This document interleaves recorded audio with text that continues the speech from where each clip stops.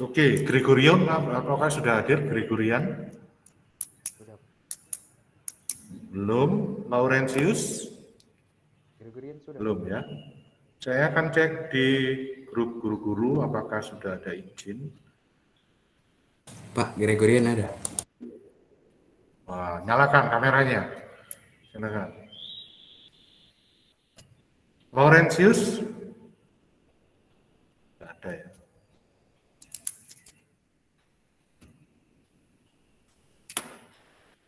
Oke, yang sudah isi daftar hadir 31.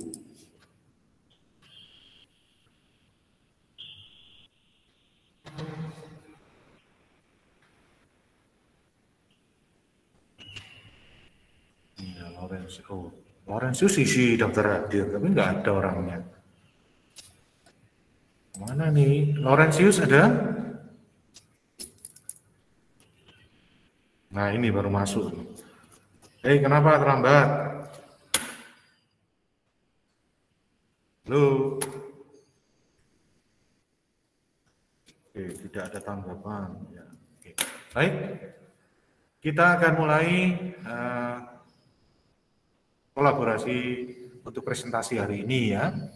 Sesuai jadwal, maka hari ini adalah kelompok 7, kelompok 8, dan kelompok 9. Maka dari itu, saya berharap sudah siap semua, sehingga nanti ketika waktu saya berikan, kalian bisa langsung kampanye untuk program-program kalian. Ya, oke.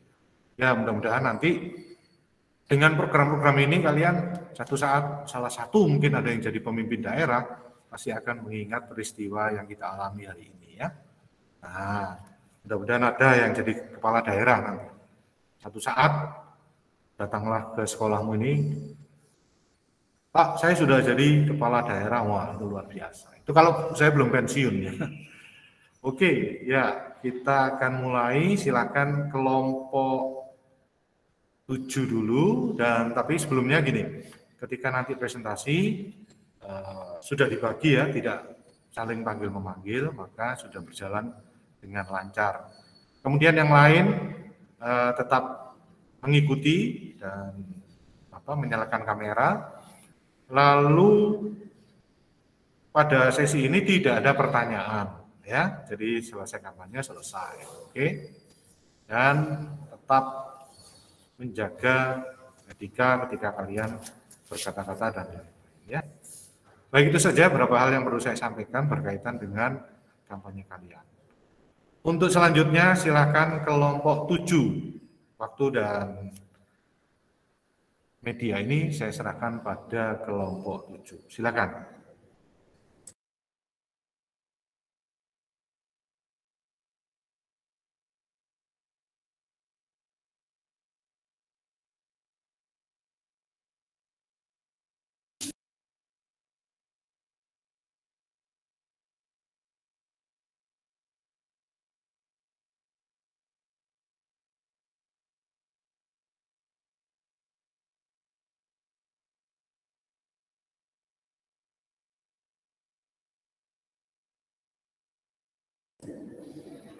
Apakah suaranya memang tidak ada?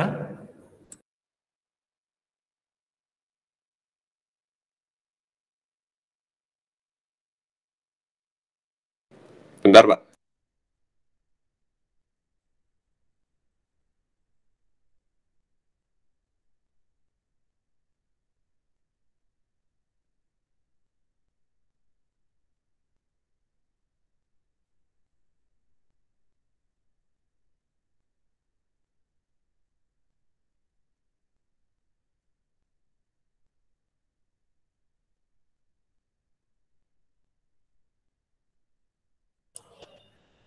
Saya ingatkan lagi kamera ya, kamera.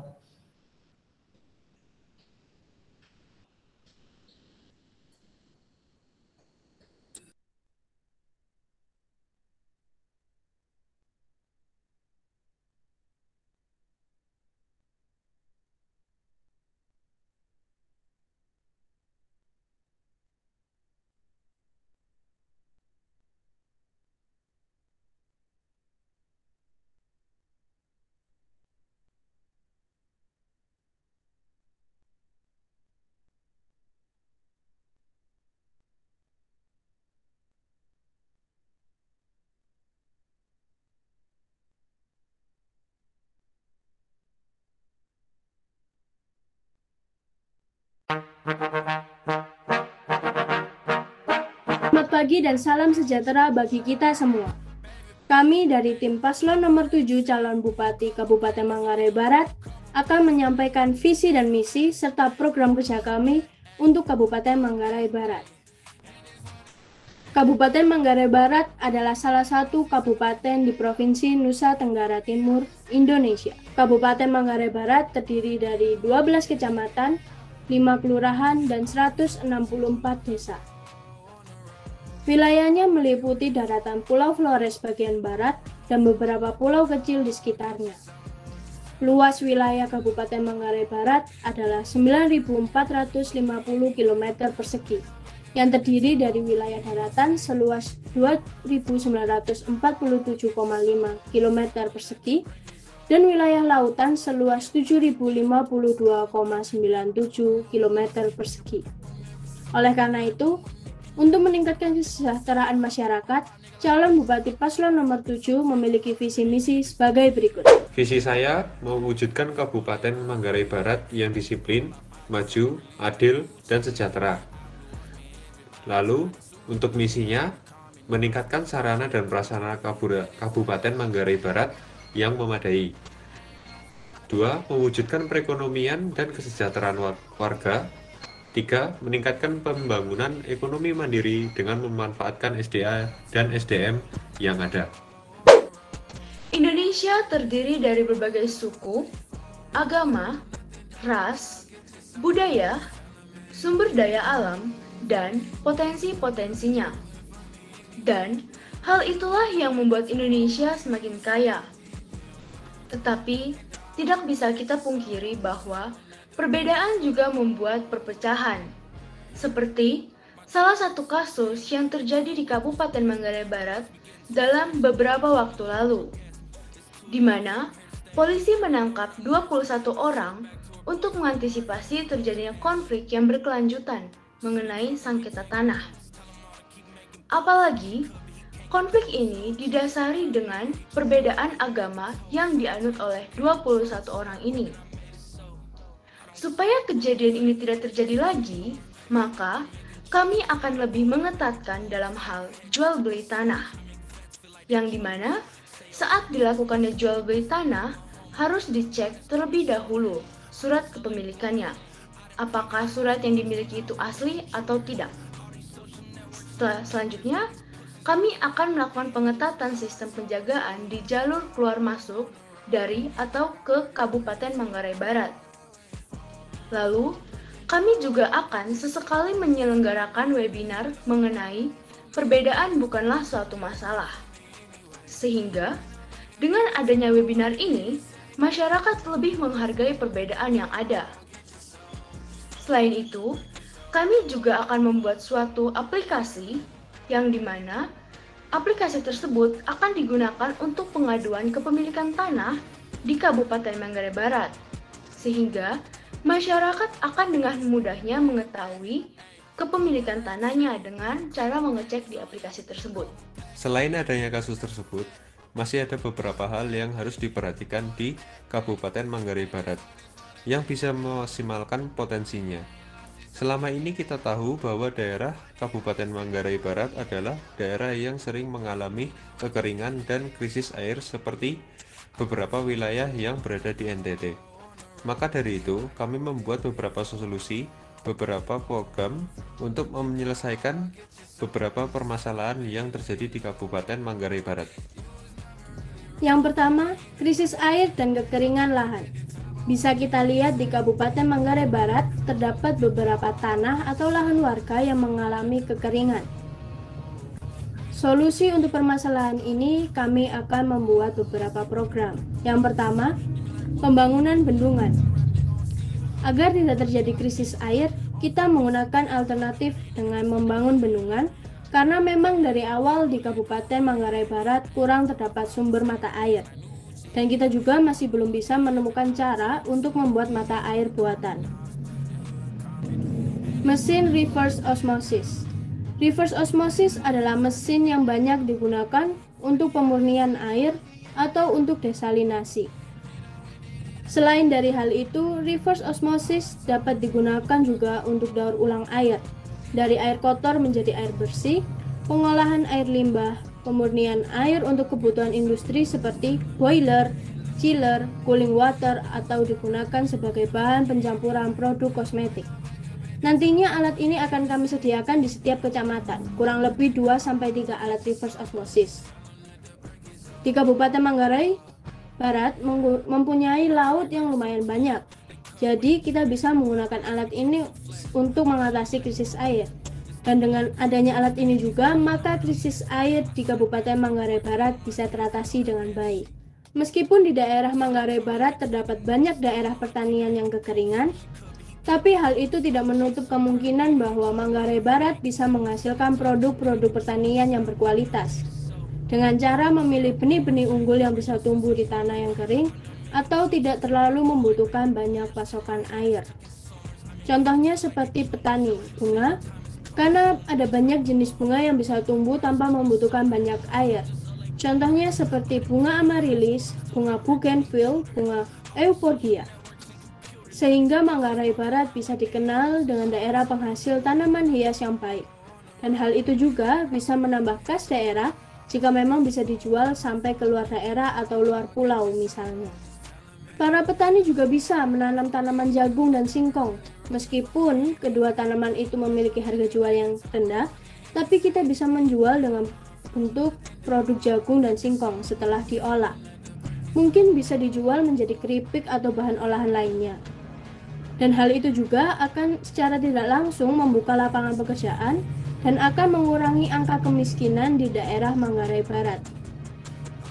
Itu juga bisa memicu kekreativitas masyarakat sekitar untuk mengkreasikan dua bahan tersebut agar menjadi menu khas di Kabupaten Manggarai Barat karena menggunakan bahan-bahan atau rempah asli dari Kabupaten Manggarai Barat. Dan yang terakhir adalah penggunaan sprinkler atau penyiram tanaman otomatis. Biasanya lahan pertanian mengalami kekeringan pada saat musim kemarau.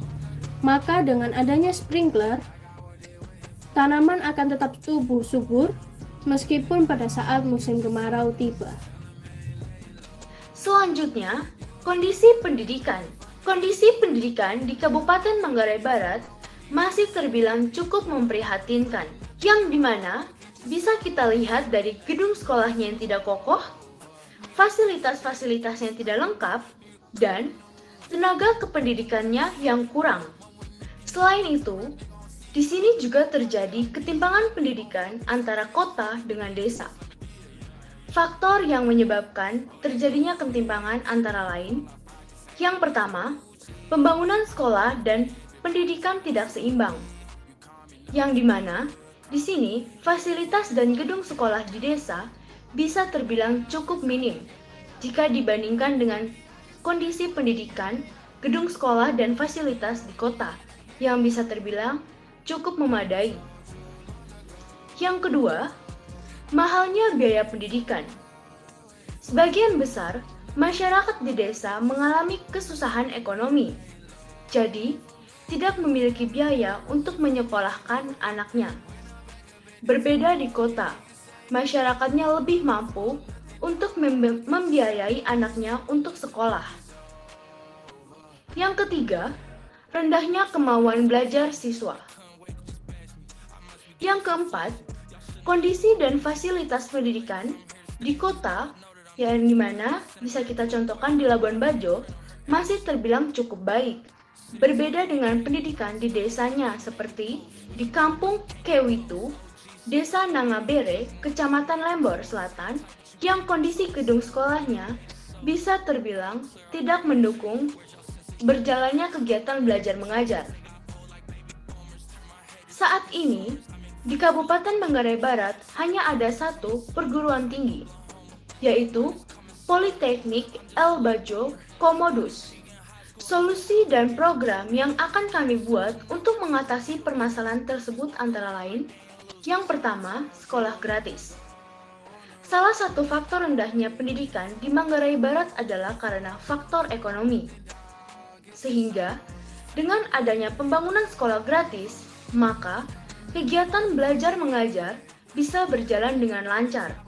dan semua anak-anak bisa menempuh pendidikan tanpa harus memikirkan biayanya. Yang kedua, komunitas peduli pendidikan. Komunitas peduli pendidikan adalah komunitas yang akan membantu kondisi pendidikan di Kabupaten Manggarai Barat, dan terlebih tepatnya di pelosok-pelosoknya. Komunitas ini akan membantu untuk memperbaiki gedung sekolah, memenuhi fasilitasnya, dan mengirimkan atau mencarikan tenaga kependidikan yang berkualitas. Komunitas ini akan beranggotakan masyarakat yang usianya termasuk dalam angkatan kerja, yaitu 15-25 tahun.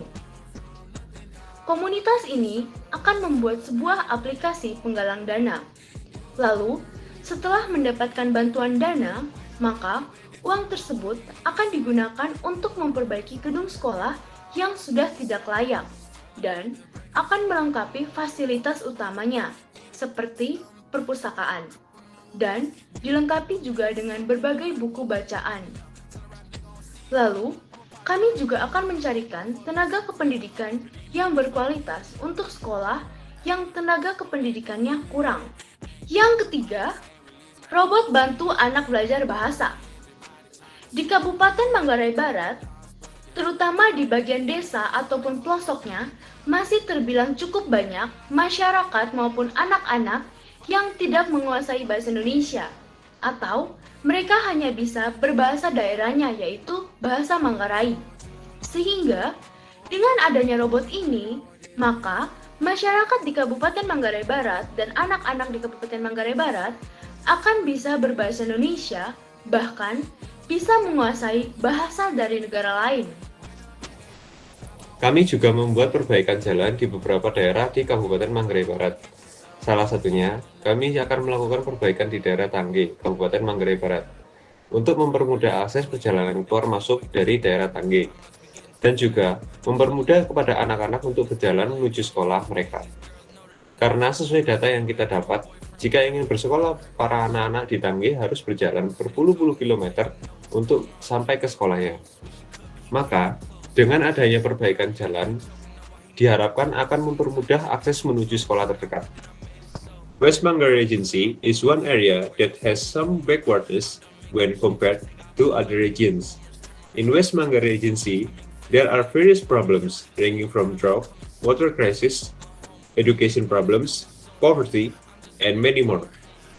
Therefore, we decide to propose several solutions in the form of programs that we deliberately create to overcome the existing problems. Some examples of these programs include dam construction, free schools, robot-assisted learning for children, and many more. People may doubt our program, especially in education programs. They think that providing robots to help children learn will consume more electricity, which may be more expensive. However, there is a solution to this problem, which is that we will provide separate funds for all equipment that uses a lot of electricity, so that it will not affect or increase the burden of electricity payments for the surrounding community. In conclusion, this program will provide the best solution for West Manggarai Regency because it provides more benefits than disadvantages. Sekian penyampaian dari kami mohon maaf bila ada tutur kata yang kurang berkenan di hati, dan terima kasih atas perhatiannya. Oke, kita kasih aplaus untuk kelompok 7. Terima kasih kelompok 7. Baik, itu tadi dari penampilan presentasi atau kampanye ya. Seharusnya saya pinginnya itu kampanyenya lebih lebih heboh. Tapi ya sudah, ini yang disiapkan oleh kelompok masing-masing dengan gayanya masing-masing ya. Baik, langsung saja ke kelompok 8. Waktu dan media ini silakan kalian pergunakan. Baik, terima kasih Pak Anton. Sekarang kelompok kami akan menampilkan video dari kelompok kami. Silakan, Yaya. mulai. Maaf, bukannya kelompok 8 kelompok kami ya? Sorian. Hah? Kita kelompok 9. Oh iya tak. Oke. Nah, ini jangan sampai tumpuk-tumpuan ya. Ya Pak, saya Pokoknya nggak fokus. terlalu semangat itu ya, Yohanes. Oke. Baik, silakan kelompok 8.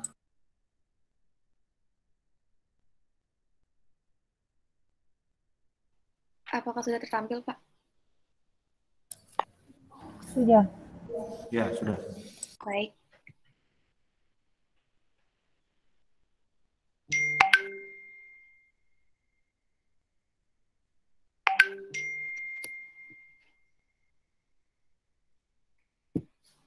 Selamat pagi Bapak Ibu para hadirin sekalian. Assalamualaikum warahmatullahi wabarakatuh. Om Swastiastu, Shalom, Om Namo Buddhaya, dan salam sejahtera bagi kita semua.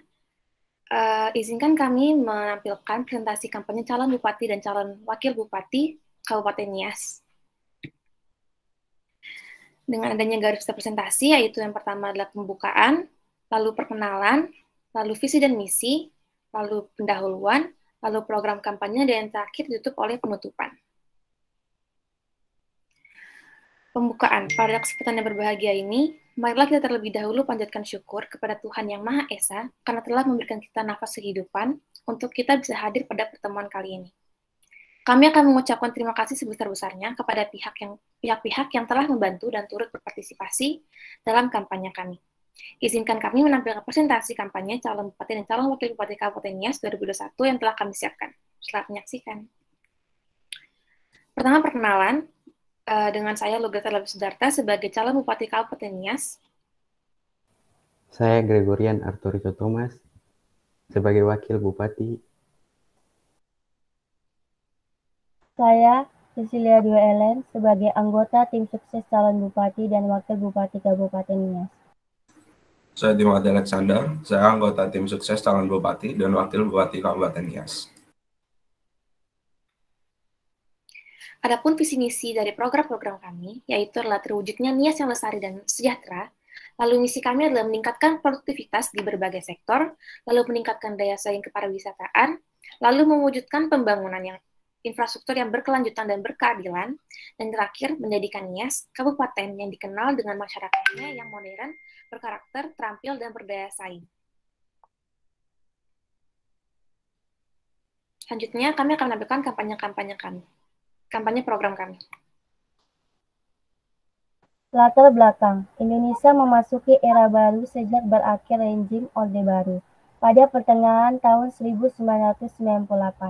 Salah satu aspek yang mengalami perubahan adalah hubungan antara pemerintah pusat dan daerah. Momentum tersebut dimulai dengan luncurnya paket-paket undang-undang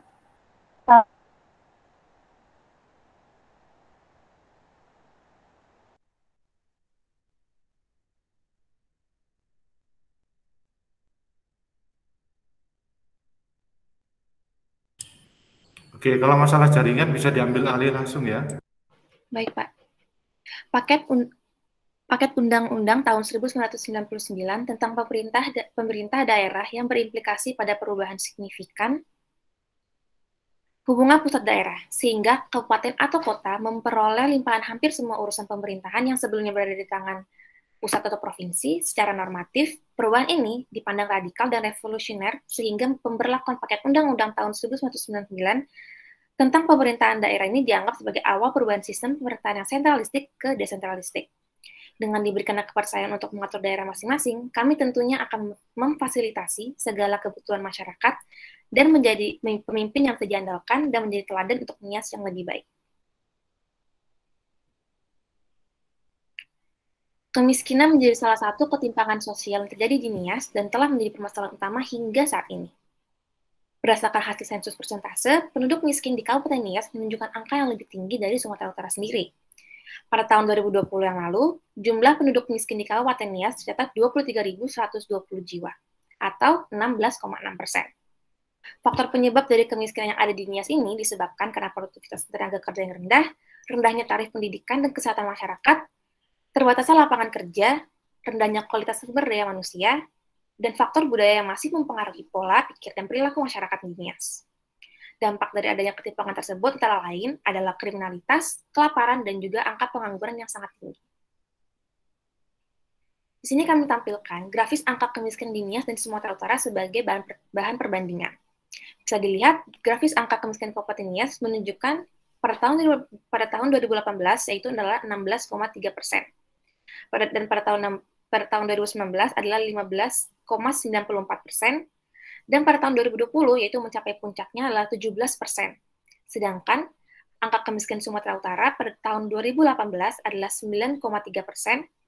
Dan pada tahun 2019 menurun hingga 8,9%, dan pada tahun 2020 semakin menurun yaitu hingga 8,6%. Oleh karena itu, kami telah sepakat untuk membuat balai pelatihan dan perluasan kesempatan bekerja, di mana kami merencanakan pembangunan balai pelatihan kerja di beberapa titik di kawasan yang padat akan penduduk, terutama penduduk dengan usia produktif kerja, yaitu di rentang usia 15 hingga 65 tahun. Pendirian Balai Pelatihan Kerja di Nias ini bertujuan sebagai tempat penduduk para Nias dengan usia produktif kerja bisa mengasah dan mengembangkan bakat dan kemampuan hard skill maupun soft skill mereka yang nantinya akan menjadi bekal untuk menghadapi kompetisi di dunia kerja. Selanjutnya, kami akan membuka lebih banyak kesempatan bekerja di berbagai bidang yang berpotensi menjadi keunggulan dari Kabupaten Nias. Contohnya, seperti di bidang pariwisata yang nantinya akan menjadi salah satu komoditas unggul dari Nias. Berikut adalah inti potensi citra daerah-daerah yang pada penduduk dan juga usia yang produktif. Yaitu yang pertama contohnya adalah Kecamatan Idanogawo, lalu yang kedua adalah Kecamatan Bawolato. Selanjutnya, pengaplikasian IPTEK ke beberapa sektor kehidupan di Nias. Suaranya mungkin lebih keras, Gregorian. Membangun satelit jaringan untuk membantu jaringan telekomunikasi di Nias. Membantu memperkuat sinyal jaringan dengan bantuan satelit jaringan agar seluruh daerah di Kabupaten Nias mendapat sinyal yang kuat. Yang kedua, pembuatan aplikasi rujukan rumah sakit. Pembuatan aplikasi yang nantinya bisa membantu masyarakat Nias untuk menghubungi rumah sakit terdekat dengan tujuan untuk menghindari kecelakaan fatal atau keterlambatan dalam penanganan darurat. Diharapkan dengan dibuatnya aplikasi tersebut, masyarakat Nias bisa lebih mudah mengakses aplikasi kesehatan. Yang ketiga, pembuatan listrik tenaga surya di desa yang memerlukan arus listrik. Pembuatan listrik tenaga surya untuk membantu mengakomodasikan arus listrik ke desa-desa yang belum tergapai arus listrik. Selanjutnya, tanda merah tersebut merupakan daerah yang kurang penerangan.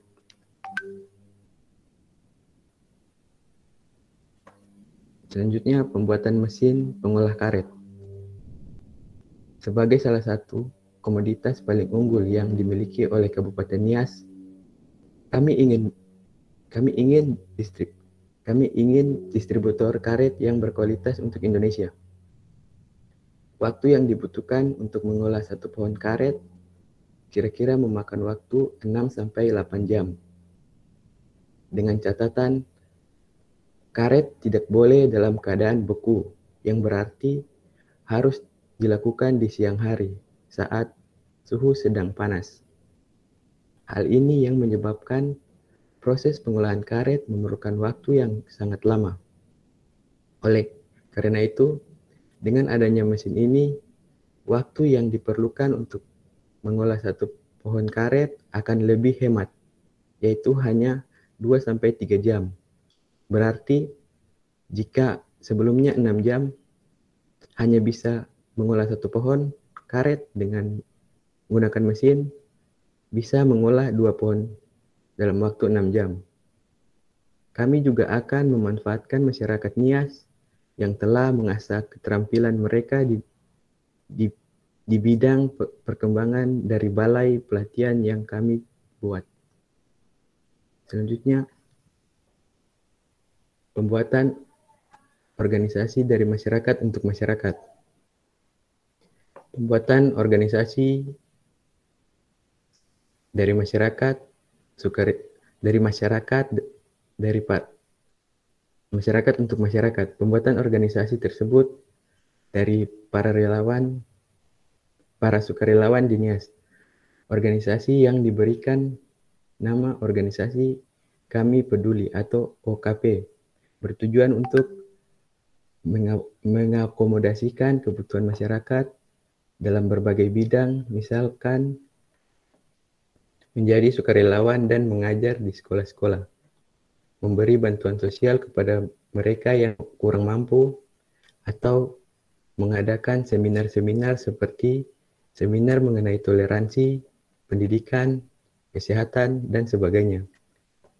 Dengan program ini, kami harap semua masyarakat NIAS bisa mulai mempedulikan sesama dan saling mengasihi. Selanjutnya, membuka peluang industri pariwisata di NIAS. NIAS memiliki berbagai ragam sumber daya alam dan budaya. Sebagai objek wisata dan daya tarik wisata yang ada tersebar hampir di semua kecamatan. Salah satu alternatif pengembangan objek wisata dan dapat dijadikan pilihan para wisatawan sebagai daerah tujuan wisata untuk dinikmati, khususnya di Kabupaten NIAS.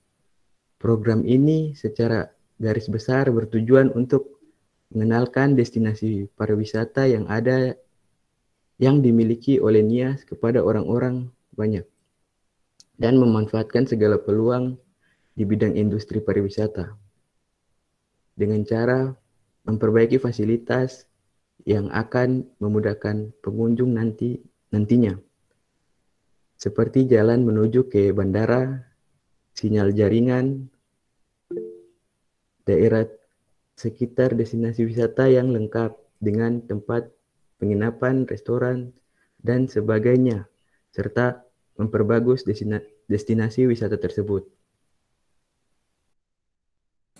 Summary. Indonesia has suffered poverty for so many years. As the next leader of Indonesia, we must take this seriously and consider every way to reduce this extreme poverty in Indonesia. In order to achieve that goal, we offer you some of our programs such as providing the China Center, expanding job opportunities, as well as developing the tourism. Indonesia to improve the economy of NIAS. The program may have diverse point of view for some people. For example, this program may take a longer time and it will cost a lot of money, but we can ensure that we come to 7 programs and each of them designed for the future of the people and for NIAS itself. We hope if we got picked as the next leader of NIAS, we will do our best bring NIAS to brighter future. Sekian presentasi kami. Tiada awan di langit yang tetap selamanya. Tidak mungkin akan terus terang cuaca. Sehabis malam gelap gulita.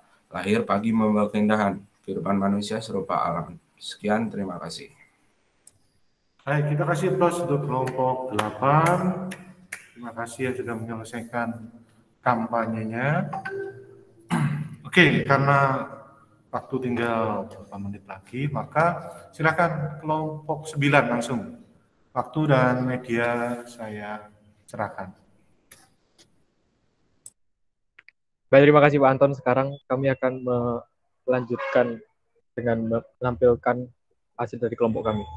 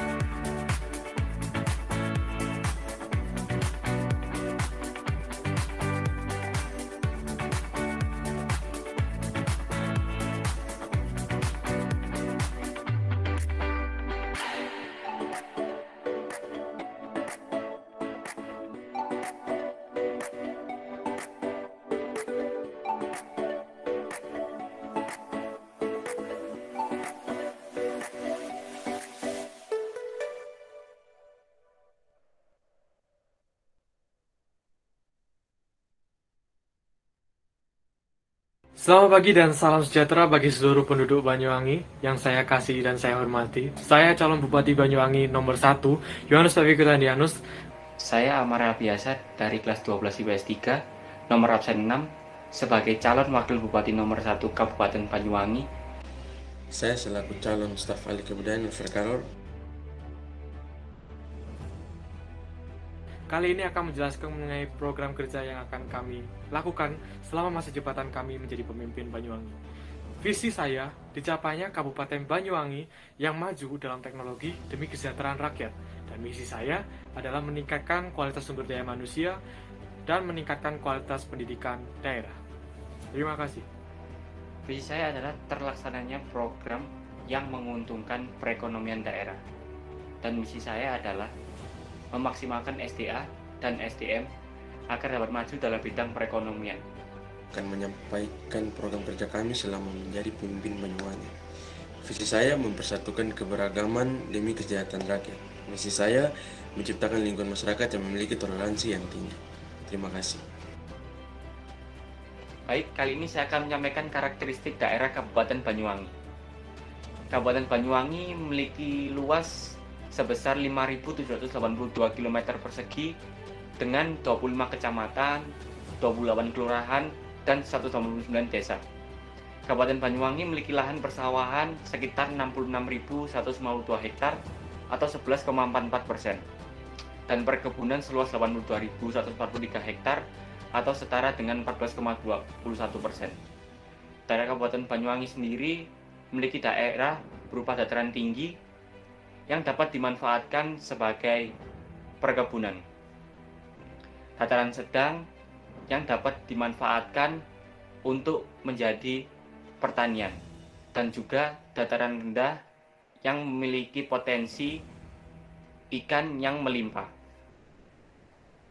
Ketimpangan sosial pendidikan di Banyuwangi. Untuk masalah ketimpangan sosial pendidikan yang ada di Banyuwangi ini, sebanyak 336.184 penduduk yang ada di Banyuwangi itu belum atau tidak bersekolah. Dengan adanya pandemi COVID-19 ini, membuat lebih buruk pendidikan di Banyuwangi. Sekitar 144 anak mulai putus untuk sekolah. Ini juga disebabkan karena orang tua yang tidak memiliki kecukupan ekonomi untuk membiayai anaknya untuk bersekolah. Jika tidak segera diatasi, hal ini akan berujung pada penurunan kualitas sumber daya manusia yang ada di Banyuwangi, yang akan menyebabkan juga meningkatnya jumlah pengangguran. Keberagaman yang terjadi di Banyuwangi. Banyak sekali perbedaan keberagaman yang sering kita temukan di sekeliling kita. Hal ini yang membuat masyarakat Indonesia disebut sebagai masyarakat yang majemuk. Jika terus dipelihara akan menjadi modal dasar yang kuat bagi pembangunan Banyuwangi. Pembangunan adalah tugas bersama yang wajib kita lakukan segenap masyarakat. Banyuwangi tidak akan sanggup menjalankan roda pemerintah dengan baik tanpa peran serta aktif masyarakat. Banyuwangi as a potential region in East Java has many resources that can help the region to develop itself. People may doubt this fact since there are several problems that occur in this region, especially in some parts like poverty and educational problems. But however, there are some solutions for these problems too. First, we need to strengthen the qualities of our human resource so that our people that live in the regency of Banyuwangi can develop higher skill. Developing higher skill is important to create independent people in our society. We can increase the number and variety of jobs that our people can find. This will create an opportunity for people to get out of poverty and have better future for themselves and Banyuwangi. Program pertama yang akan kami tawarkan adalah program kerja pendidikan, yaitu bantuan kepada pelajar. Dari bantuan tersebut kami memberikan subsidi kepada siswa SD sampai SMA yang berprestasi tetapi memiliki hambatan ekonomi, sehingga diharapkan tidak ada siswa yang putus sekolah dikarenakan masalah ekonomi. Diperlukan program tersebut dikarenakan masih ada masyarakat yang menganggap bahwa pendidikan adalah suatu hal yang tidak penting dan hanya menghabiskan uang. Baik, kali ini saya akan menyampaikan program kerja pendidikan yang kedua. Yang kedua adalah pemerataan fasilitas sekolah. pemerataan fasilitas sekolah dengan memberikan bantuan yang diusahakan pada sekolah SD hingga SMA di daerah Banyuwangi sehingga fasilitas yang dimiliki lebih lengkap. Alangkah baiknya jika setiap sekolah dapat memberikan kualitas pembelajaran yang tinggi dan setara sehingga tidak ada pelajar yang merasa kekurangan. Kami mengutamakan memberikan peningkatan fasilitas teknologi seperti komputer hingga laptop yang dapat dipinjamkan kepada siswa. Program kerja pendidikan ketiga yang kami tawarkan kali ini adalah pembelajaran virtual reality atau VR. Penerapan atau pembuatan game bertemakan seperti Gather Town dan Virtual Reality Chat dengan konsep game pendidikan dengan menggunakan teknologi virtual reality atau VR. Yang menurut kami pasti akan membuat para siswa untuk lebih tertarik untuk belajar dengan menggunakan metode yang tidak seperti biasanya, yaitu menggunakan buku. Memanfaatkan konsep seperti pendidikan dengan menggunakan teknologi VR Chat untuk memberikan pembelajaran yang lebih inovatif dan kreatif dan bisa dikembangkan seluas-luasnya. Baik, kali ini saya akan menyampaikan program kerja peningkatan kualitas SDM SS atau Skill Strengthening, merupakan upaya peningkatan skill masyarakat Kabupaten Banyuwangi melalui aplikasi pembelajaran yang dikhususkan untuk meningkatkan kualitas sumber daya manusia yang ada agar dapat memenuhi standar dan memiliki prospek kerja yang lebih tinggi. Dalam program ini akan diberikan ilmu yang berkaitan mengenai cara dan tahap untuk memulai sebuah usaha secara mandiri dan cara memanage dan juga mempertahankan usaha tersebut agar dapat survive. Yang berikutnya, selain program kerja peningkatan kualitas SDM, kami juga menawarkan program kerja sektor pertanian. Kolaborasi generasi muda dengan petani, kami menawarkan program di mana kaum muda yang tertarik dengan agribisnis untuk dapat saling bekerja sama dengan para petani daerah. Kaum muda yang memiliki teknologi diharapkan dapat membantu para petani untuk mengelola lahan dengan lebih efektif dan efisien. Harapannya untuk ke depan dapat meningkatkan kualitas hasil panen di sektor pertanian. Program kerja lainnya selain di sektor pertanian yang kami tawarkan, juga kami menawarkan di sektor perikanan. Untuk meningkatkan industri perikanan Banyuwangi yang memiliki potensi yang sangat besar secara kualitas dan kualitas, kami menawarkan penerapan artificial intelligence di sektor perikanan. Kecerdasan buatan yang diciptakan khusus untuk sektor perikanan diharapkan dapat mempermudah proses penangkapan ikan dengan memberikan data dari satelit seperti cuaca, jenis ikan, dan juga memantau aktivitas kapal yang sedang berlayar di laut secara langsung. Selain itu juga untuk membantu mengidentifikasi populasi ikan dan perubahan kondisi laut sehingga pemberian pakan dapat disesuaikan dengan ikan. Program lain yang kami tawarkan adalah program pelestarian budaya. Pembinaan dan pelatihan seni tradisional ini rutin kami lakukan kepada masyarakat, khususnya kalangan kaum pelajar. Program kerja kami ini memiliki target, yaitu pertemuan yang diadakan setiap 2 kali dalam seminggu, dan durasi waktu yang digunakan adalah 90 menit setiap kali pertemuan. Untuk kesenian yang dilakukan pelatihan dan pembinaan meliputi tari-tarian, musik, cerita rakyat, dan nyanyian daerah di Indonesia. Sekian penjelasan program kerja dari kami. Untuk sekarang, waktunya jargon. Kami calon pemimpin Banyuwangi nomor 1. Never gonna give you up, never gonna let you down, and never gonna turn around and desert you. Pilih kami demi membuat Banyuwangi great again. Terima kasih atas perhatiannya. Salam Pancasila. Oke. Masih semangat untuk kelompok 9. Ini lebih semangat di sini ya tampilannya. Oke, luar biasa. Mudah-mudahan jadi pemimpin nanti ya, karena sudah ada bakat pemimpin di sini. Oke. Terima kasih untuk kelompok yang sudah melakukan kampanye, kelompok 7, 8, dan 9. Dan mudah-mudahan ya satu saat nanti kamu menjadi pemimpin di antara berapa nih? 32 orang ini. Satu saat ke sekolah, Pak, saya sudah jadi bupati. Wah, itu kan luar biasa ya. Oke, saya berdoa untuk kalian supaya bisa mencapai cita-cita kalian ya. Baik. Itu kemudian Ini berarti kalau sudah kelompok 9 ini sudah semua ya, satu kelas PJJ-A ini ya. Oke ya. Baik, selamat untuk kalian semua. Mudah-mudahan proyek kali ini memberikan satu gambaran pada kalian bahwa kerjasama itu penting, sehingga dalam mencapai tujuan itu perlu ada kerjasama kelompok, kemudian kalian bisa mengkolaborasikan beberapa mata pelajaran dalam proyek kalian ya. Sekali lagi terima kasih dan selamat untuk kalian semua. Apakah ada yang perlu disampaikan dari kalian? Tidak ada? Oke, kalau tidak ada, terima kasih, selamat pagi, Tuhan memberkati. Terima kasih, Pak. Terima kasih, Pak. Terima kasih, Pak. Pagi.